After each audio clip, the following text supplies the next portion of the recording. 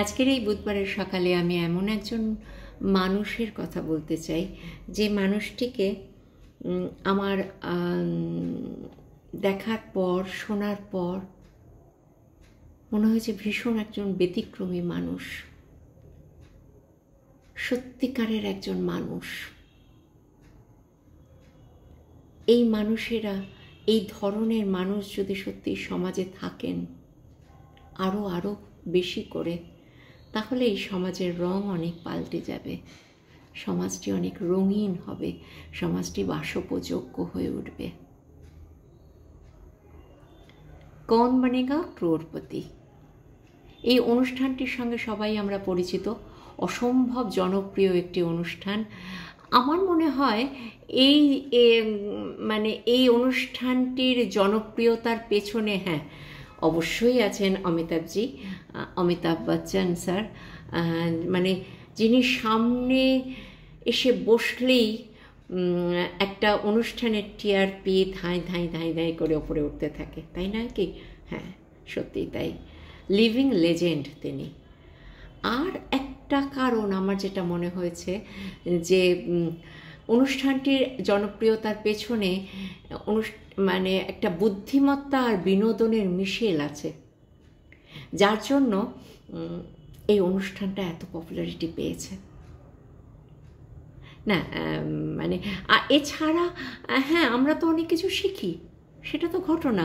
এই যে এক একটা সুন্দর সুন্দর প্রশ্ন, সেই প্রশ্নগুলোর উত্তর আবার যদি আমরা দিতেও পারি, ওই স্ক্রিনের উত্তরের সঙ্গে, সঠিক উত্তরের সঙ্গে আমার উত্তর যদি মিলে যায়, তাহলে তো আর দেখতে হচ্ছে না, আমাদের অসম্ভব একটা ভালো লাগা কাজ করে, আত্মতুষ্টি আসে, তাই নয় কি? যে কিছুমাত্র পড়াশোনা হয়তো করেছিলাম, বেশ উত্তরটা ফটাফট দিতে পারছি, এটা একটা ভীষণ ভালো লাগার কাজ করে। তো সে যাই হোক, আমি কৌন বনেগা ক্রোড়পতির অ্যাডভার্টাইজমেন্টে যাচ্ছি না, বিজ্ঞাপনে যাচ্ছি না। আমি যে জন্য এই এপিসোডটি করতে বসলাম, যেটা আমাকে ভীষণভাবে আকর্ষণ করলো, এই সাম্প্রতিকতম এপিসোডে একজন মানুষ, যে মানুষটি আমাকে কেন সেদিনের সমস্ত অনুষ্ঠানে বসে থাকা, এমনকি স্বয়ং অমিতাভজি বা চারপাশে যারা যারা ছিলেন, স্টুডিওতে যারা যারা ছিলেন, বা এটা সম্প্রচারিত হওয়ার পরে যারা যারা শুনেছেন, প্রত্যেকের কাছে প্রত্যেকে স্পেল বাউন্ড হয়ে গেছে এই অনুষ্ঠানটি দেখে বা শুনে, আমার বিশ্বাস। এবার মূল ঘটনায় আসি। মূল ঘটনাটা যাকে ঘিরে, তিনি হলেন ডক্টর নীরজ সাক্সেনা, একজন সায়েন্টিস্ট, পিএইচডি, কলকাতা ইউনিভার্সিটির কলকাতার কোনো এক বিশ্ববিদ্যালয়ে তিনি ভাইস চ্যান্সেলর, ভিসি। তিনি এসেছেন ওই কন্টেস্টে, এবং ওই ফাস্টেস্ট ফিঙ্গার রাউন্ডে তিনি দ্রুততম খুব দ্রুততার সঙ্গে সঠিক উত্তর দিয়ে তিনি হট সিটে এসে বসার সুযোগ পেলেন। আর হট সিট বুঝতে পারছো তো, সামনেই আছেন অমিতাভজি। কিন্তু প্রথম থেকেই যে জিনিসটা আমাকে ভীষণভাবে নাড়িয়ে দিয়েছিল, যে অদ্ভুত প্রশান্ত একটা মানুষ, শান্ত সৌম্য, কোনো এক্সাইটমেন্ট নেই।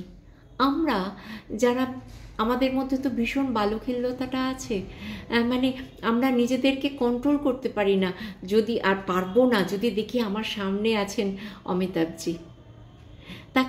তার সঙ্গে করমর্দন করা, তাকে হাক করার একটু সুযোগ খুঁজে নেওয়া, এই সব আমাদের কাছে এত বেশি প্রায়োরিটি পেয়ে যাবে সেই মুহূর্তে, এটা বলার অপেক্ষাই রাখে না।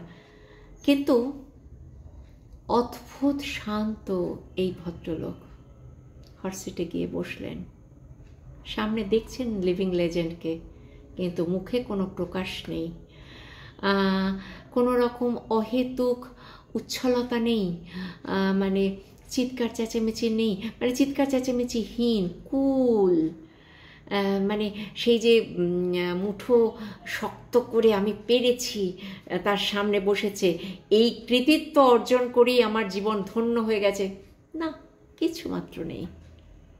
তিনি এসে বসলেন।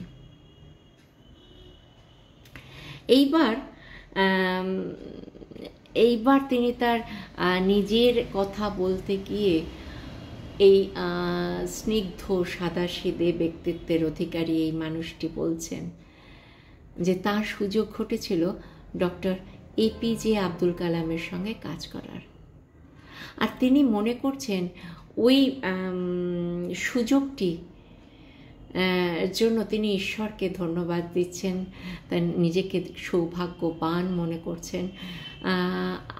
আর এই সাথে সাথে তিনি এটাও বলছেন যে এই ঘটনাটি, এই যে ওনার সান্নিধ্যে আসার সুযোগটি, এই সুযোগটি আসার সাথে সাথে তার জীবনটা অদ্ভুতভাবে একটা টার্নিং পয়েন্টে এসে দাঁড়িয়েছে।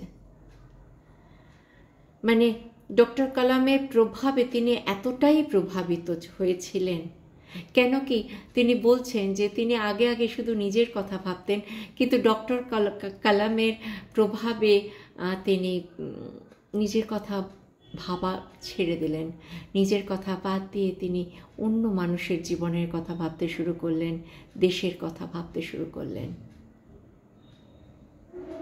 তো এহেন মানুষটি হটসিটে, সামনে অমিতাভজি, খেলা শুরু হলো।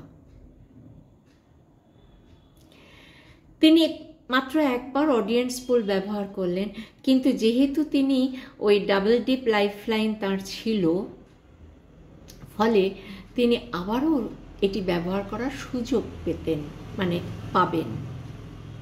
খেলা শুরু হলো, খেলা চলতে শুরু করলো, একটা একটা করে ধাপ এগোচ্ছে, এবং এই ধাপ অনায়াসে তিনি খুব শান্তভাবে খেলে যাচ্ছেন, যেন আগে থেকেই তার স্ক্রিপ্টগুলো সব জানা, প্রশ্নগুলো সব জানা, আগে থেকে রেডি হয়ে এসেছেন, এত অ্যাটিজ তিনি উত্তরগুলো দিয়ে যাচ্ছেন, আর কুলভাবে কোনো টেনশনলেসলি তিনি খেলে যাচ্ছেন। অনায়াসে 3,20,000 পর্যন্ত তিনি জিতে নিলেন, 3,20,000 জিতে নিলেন। বেশ, এরপরে অনুষ্ঠানের বিরতি শেষে অমিতাভজি এসে বসলেন, খেলা শুরু হলো। তিনি ডক্টর সাহেবকে বললেন যে চলুন আবার খেলা শুরু করি, এবার আপনার একাদশ প্রশ্ন।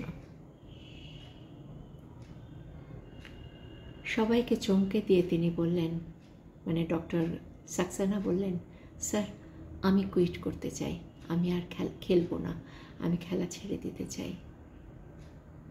যেন ওই হলটায় একটা বজ্রপাতের মতন একটা অদ্ভুত নৈশব্দ। এ কি শুনছেন? এমন কি ঘটে?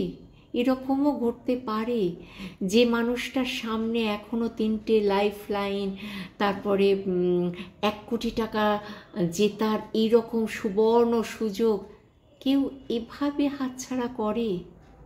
আজকে আর কিছুক্ষণের মধ্যেই ওই 1 কোটি টাকার মালিক হয়ে যাবেন ডক্টর সাক্সেনা। তিনি নিজেও জানেন, তিনি যেভাবে উত্তরগুলো, যেভাবে এক একটা করে বল তিনি খেলে যাচ্ছেন, বাউন্ডারি সীমানার ওপারে পাঠিয়ে দিচ্ছেন, তিনি নিজেও জানেন তিনি এটা পেতে পারেন, কিন্তু ছেড়ে দিলেন। অমিতাভজি কৌতূহল দমিয়ে রাখতে পারলেন না, শেষে বললেন, এমন ঘটনা সত্যি আমার জীবনে, এই সিটে বসে কখনো আমি এরকম ঘটনা সামনাসামনি প্রত্যক্ষ করিনি, এটা রেয়ার ঘটনা। ডক্টর সাক্সেনা তখন খুব শান্ত স্বরে বললেন, আসলে অন্য প্লেয়াররা সুযোগ পাক, তারা হয়তো আমার থেকে অনেক কম বয়সী তরুণ তরুণী, তাদেরও তো সুযোগ পাওয়া উচিত।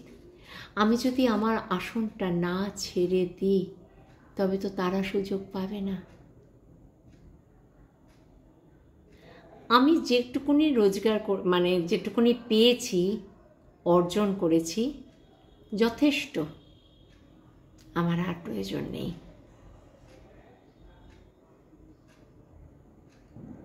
অমিতাভজি স্তব্ধ হয়ে গেলেন। সমস্ত ঘরটিতে একটা পিন পতন নীরবতা। তারপর সবাই উঠে দাঁড়িয়ে করতালিতে মুখর করে দিলেন সভাঘরটি। দীর্ঘক্ষণ ব্যাপী চলল এই করতালি পর্ব। আমি স্ক্রিনের এপাশে টিভির সামনে, আমিও কীরকম একটা স্টান্ড হয়ে গেলাম। এরকম হয়? যার হাতের মুঠোয় 1 কোটি টাকা এরকম অনায়াসে শুধুমাত্র নিজের বুদ্ধিমত্তার সাহায্যে এরকম কুল টেনশনলেসভাবে খেলে গিয়ে 1 কোটি টাকা হাতের মুঠোয় নিয়ে আসবার সুযোগ কেউ এইভাবে ছেড়ে দেয়? এটা কি বোকামি নয় আজকের যুগে? ভাবছি। তখন ভদ্রলোক বলছেন,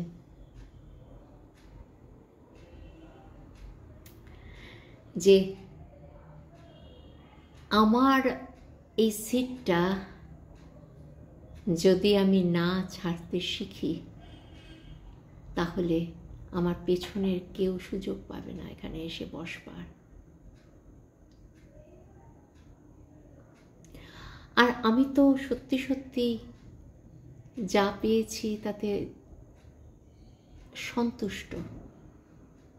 তাহলে কেন অন্যের রাস্তাটা এরকমভাবে আঁকড়ে ধরে থাকব? কি অদ্ভুত! অথচ দেখুন পৃথিবীর অন্য প্রান্তে মানুষ শুধু ছুটছে, ক্লান্ত হচ্ছে না, ছুটে যাচ্ছে। আরও টাকার প্রয়োজন আছে, তার নিজের জন্য দরকার আছে, কি তার পরিবারের জন্য দরকার আছে, কি তার পরবর্তী প্রজন্মের জন্য কতটা দরকার আছে, আরও কত টাকার প্রয়োজন আছে, সেসব ভাবার তার সময় নেই। সে শুধু শিখেছে ছুটতে হয়, যেখান থেকে যা পাওয়া যায় আত্মসাৎ করে নিতে হয়, সুযোগ ছাড়তে নেই। অথচ এই মানুষটি কত অনায়াসে ছেড়ে দিতে পারলেন। ঘটনার চমকটা শুনুন। এরপরে তার চলে যাওয়ার পরে যে মানুষটি এসে বসলো সেটি একটি মেয়ে এসে হটসিটে এসে বসলো এবং সে তার নিজের কথা বলতে গিয়ে প্রথমে বলল যে তার বাবা তাদের 3 বোনকে এবং তাদের মাকে ঘর থেকে বার করে দিয়েছেন, যেহেতু তার মা কোনো পুত্র সন্তান দিতে পারেননি। এই বলে মেয়েটি মানে যন্ত্রণায় লজ্জায় হাউ হাউ করে কেঁদে উঠল। এবার ভাবুন, যদি ডক্টর সাক্সেনা আসনটি না ছাড়তেন তাহলে দিনের শেষে আর কারোর খেলার সুযোগ আসতো না, খেলা ক্লোজ হয়ে যেত। এই যে অসহায় অথচ প্রতিভাবান মেয়েটি হটসিটে বসার সুযোগ পেল এবং কিছু তো অন্তত উপার্জন করার সুযোগ পেল। কার জন্য? কিসের জন্য? ওই মানুষটির আত্মত্যাগের জন্য। এই জন্যেই তাকে কুর্নিশ করা উচিত। এই পৃথিবীতে কোনো মানুষ কাউকে কিছু দিতে শেখেনি। নিজের অধিকার থেকে একটি পয়সাও অকারণে কাউকে সে দেয় না। ফলে কি হয় বলুন তো? দিনের শেষে সে দেখে সে সব কিছু হারিয়ে ফেলেছে। সে তার পরিবারকে হারিয়ে ফেলেছে, তার ঘুম ছুটে গেছে, তার সুখ হারিয়ে গেছে, তার বন্ধুত্ব নষ্ট হয়ে গেছে, সমস্ত সম্পর্ক হারিয়ে সে একদম একা। তাহলে সারা জীবন এই ছুটে যাওয়ার পেছনে কি লাভ হলো? দিনের শেষে তার প্রাপ্তির ঝুলিতে কি এলো? ওই টাকা তাকে কতটুকু সুখ দিল? তাই এই ভদ্রলোক, এই ডক্টর সাক্সেনা আমাদের শেখালেন সন্তুষ্টি বলে একটি শব্দ আছে অভিধানে, সেটাকে মান্যতা দিতে শিখতে হবে। সন্তুষ্টি বলে একটি শব্দ আছে অভিধানে, তাই জানতে হবে কখন, কোথায়, কিভাবে থামতে হয়। সন্তুষ্টি বলে একটি জায়গা আছে অভিধানে, যা শেখায় যে নিজের জায়গাটা ছেড়ে পরের জনকে সুযোগ করে দিতে হয়। শুধু আত্মতুষ্টি বড় নয়, সবার তুষ্টিটাই, সবার সন্তোষের যেন কারণ হতে পারো তুমি। তাহলে তোমার জীবন সার্থক হবে, তুমি যথার্থ একজন মানুষ বলে নিজেকে পরিচয় দিতে পারবে। ঠিক কিনা বলো? তাই এই এপিসোডটি শেষে আমি একটা কথাই বলবো, এটা আমার একটা অনুরোধ তোমাদের কাছে, যে এই যে প্রতিদিন আমি তোমাদের কাছে একটা একটা করে এপিসোড নিয়ে আসি, এই এপিসোডের মধ্যে দিয়ে আত্মপ্রচার চাই না, আমি চাই লোকশিক্ষা হোক। মানুষের কাছে কিছু সহজ সত্যকে আমি যেন তুলে ধরতে পারি, মানুষ যেন এর থেকে কিছু আহরণ করে নিতে পারে। আমরা তো মানুষকে দেখেই শিখি, তাঁরই কথা, তাঁরই বলা, তাঁরই জীবন যাপন থেকে আমরা তো নিজেদের জীবনটাকে সমৃদ্ধ করি। তো আমার এই ছোট ছোট এপিসোড থেকে যদি তোমরাও কিছুমাত্র উপকৃত হও, এবং সেটা লাইকিং দিয়ে বা ছোট ছোট কমেন্ট করে যদি সেটা আমাকে উদ্বুদ্ধ করার জন্য যদি সেটা করতে পারো, তাহলে হ্যাঁ, আমি খুব কৃতজ্ঞ থাকব, খুবই কৃতজ্ঞ থাকব তোমাদের সবার কাছে, ঈশ্বরের কাছে। আমার কাজটা সফল হবে,